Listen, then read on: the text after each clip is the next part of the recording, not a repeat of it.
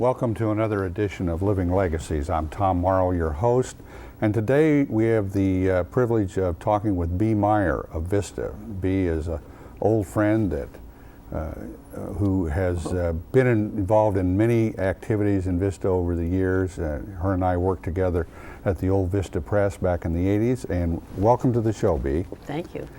Now you were born out in the country, raised on a farm in northern Oregon, Eastern Oregon. Called the Dalles, a little town. Not far from the Dalles. Yeah, that's near the Columbia River. Right. Now, what did your dad was a farmer? He was a farmer.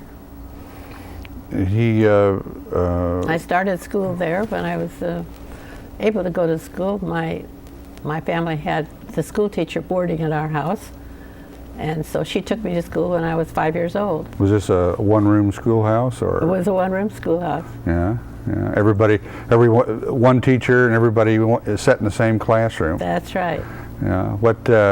Now you had mentioned that your dad decided to not be a farmer anymore, and what did he do? He decided to leave the farm and try to be a doctor. So he went to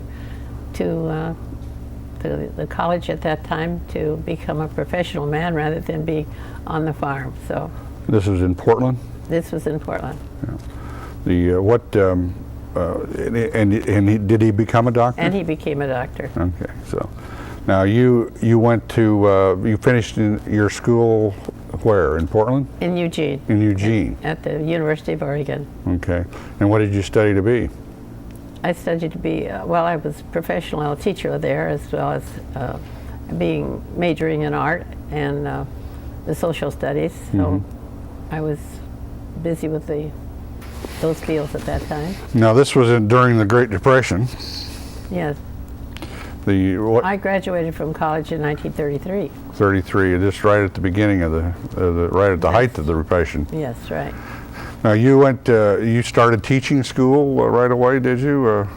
Yes, I was teaching in Eugene, and so I was teaching there for a good many years. What did you teach? Primarily it was the 6th grade. Mm-hmm. And of course, 6th grade meant that you were teaching all the children at that particular age level in that particular grade. Now, when did you meet your husband, Frank? When? Mm-hmm. Probably in about 1940s that I met him, and what did he do? He eventually became a U.S. Marshal, but he was floundering with college work at that time too, and trying to make his stand in wherever he wanted to be. Mm-hmm. So he was interested in the professional aspect of police work. Mm-hmm. Mm-hmm. Now, during the war, did Frank have to go to the service? Was he in the service? He was in the service was available for the service, but they did ask that he stay with the U.S. Marshal's Department. Mm-hmm. And then you were teaching school at that time? And I was teaching school at that time. You know, still in Eugene? Yeah, still in Eugene. Okay. So now you eventually became I understand you eventually became a principal at one of the elementary schools there in Eugene? Yes, uh-huh. How long did you do that? Not for long, because it was about the time that we were leaving there to go to come down to Southern Oregon, Southern California, into Vista. You told me that you became attracted to Vista in the North County area. You had friends here that... we had friends. And you had visited a number of times. We visited friends here several times, especially during the winter time when it was not so good in Oregon. A lot of rain up there. Yeah, so it was better to come down here and visit friends here when we could. Uh-huh. So we did that, and then fell in love with Vista. So when you came down here, you began teaching here in the Vista School District? Eventually, when we came down here, eventually I did go into the teaching field because I didn't think I could give up that soon. So yeah, and then Frank, he transferred with the U.S. Marshal's Office to San Diego? Mm-hmm. Okay. So now, when you first got into Vista, what did you begin doing? Were you as active? Do you start getting active with a lot of the social things that you? Not really, but I did have friends who were getting me, the friends that we had visited primarily before that time, they were getting me introduced into the various organizations. And so I became, after I finished and decided to stop teaching, then it was time for me to think of other things to do. And involved with the community would seem to be a way to go. Well, this picture of you and Frank that was taken, I guess, in 1967, that was about the time that was just a little bit before you came down. That's right. Down to Vista, but now Frank, he became involved in politics. Now, he ran for city council, or he was mayor for a while. Yes, he was. He was mayor for 4 years. Okay, and. When did you start working for the Vista Press? Do you remember? I can't give you an exact date on that. I'm sorry. I really don't know exactly when that started. You were involved with the Women's Club. Yes. I think that was one of the first organizations that I joined. Well, I've got a picture of you here with one of the ladies. I guess that's Mrs. Worth. She was a secretary. But that was back in the, well, let's see, when was that? Was back in the '69 when you were involved with the Women's Club. That was one of the first organizations, yes.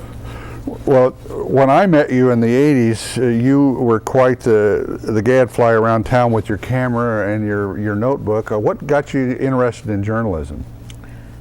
I think just because the community was so active at that time too, and my husband was getting interested in the community, and so it just was one of those things that I felt like I'd like to know more about everybody and the community better, and so it was a means of being better acquainted by taking that camera and the pen and pencil in hand and making the arrangements to see everybody. Well, there weren't very many events that happened in and around Vista that you missed, if I remember right. You were usually there at all of them. I was trying. Yeah, and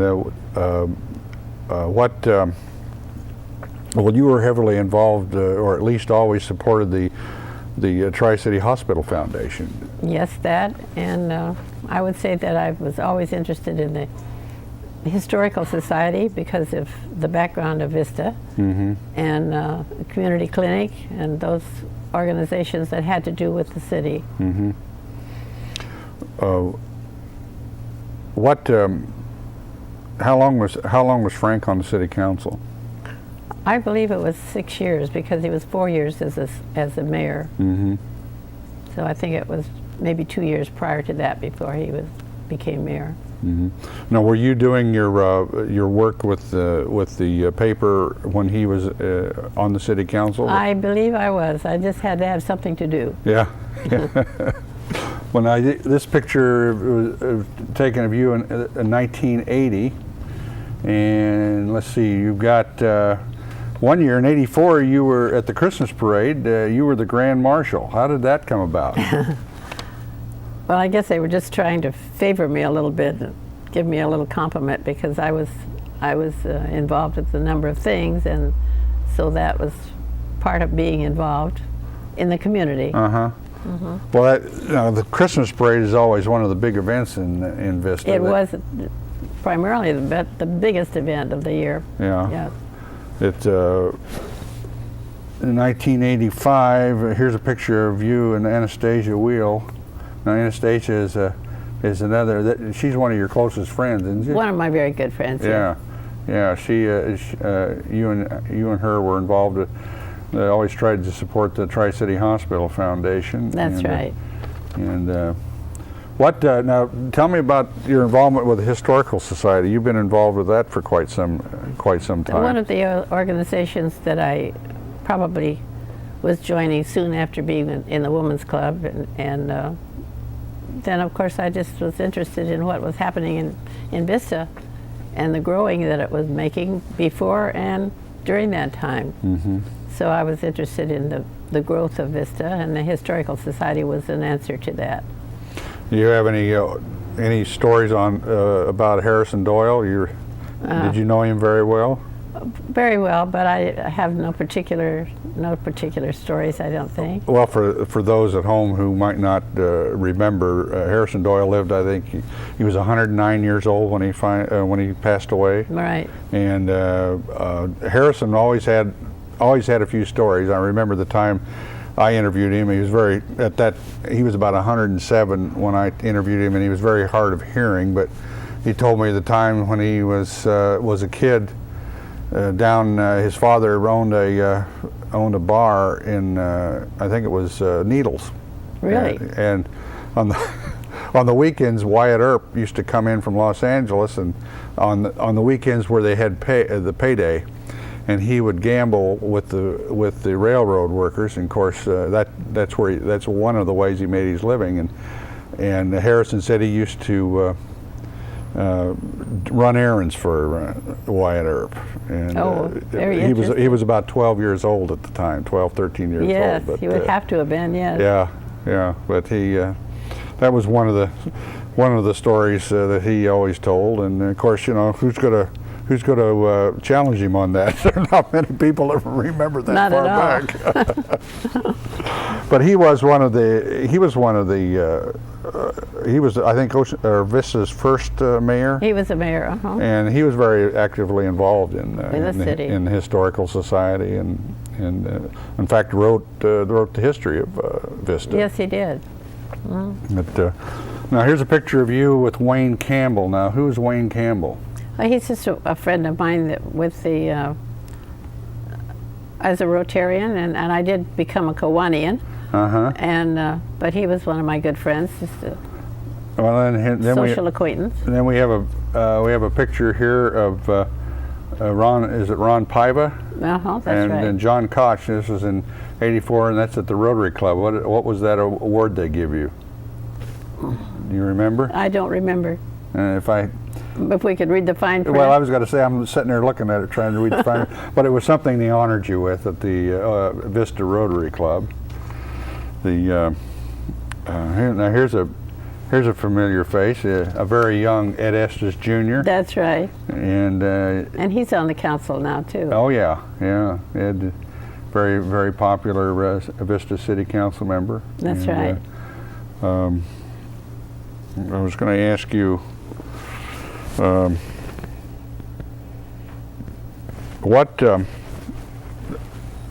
you were always involved with activities in helping to preserve the old adobe, the Buena Vista adobe.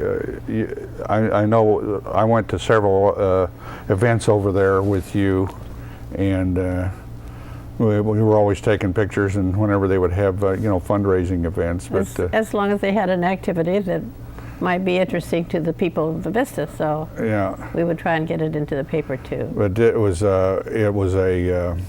that's one of the real crown jewels of Vista. It is. And have you been over there lately? I don't think I've been out there. No, not lately. Yeah. Do you still get around a lot? Quite a bit. I try to make as many of these organizations as I can that I have belonged to. But it's becoming a little more difficult as the years pile on. Yeah. A little slowing down a little bit. I remember Bea would always be by my side whenever I would go to a lot of the Vista events, cover the Vista events, and she would tell me who to take pictures of, and who to interview, and the story behind those people. Well, that always helps everybody, doesn't it? Yeah, and I don't suppose you always printed all the stories that you knew about going on in Vista. Never.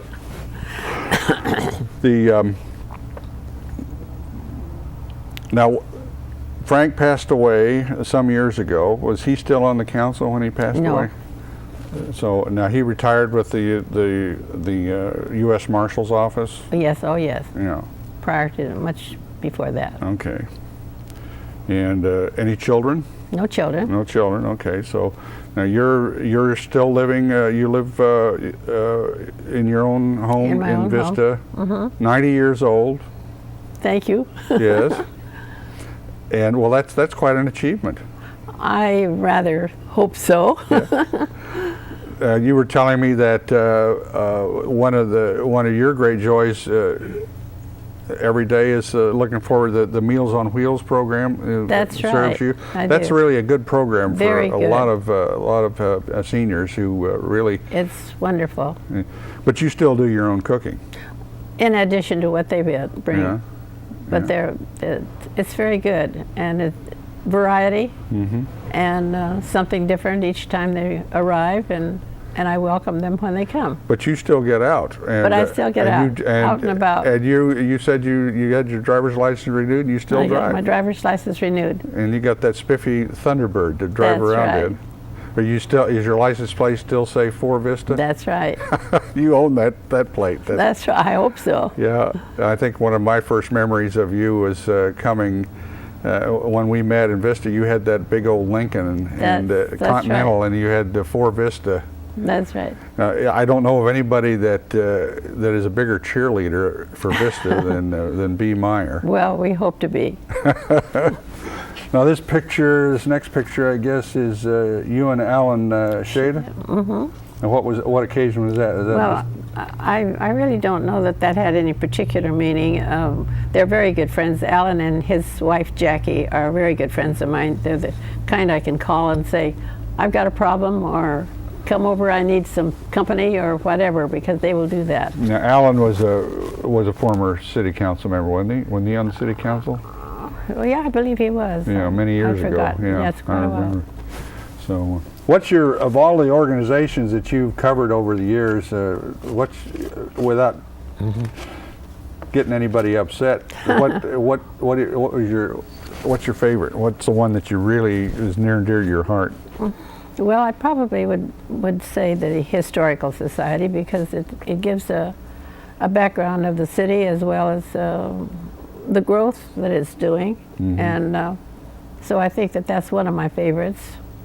What can we do to get younger people interested in history? That is a problem, because I think that they're turning to other things and growing away from the background that we have of a city.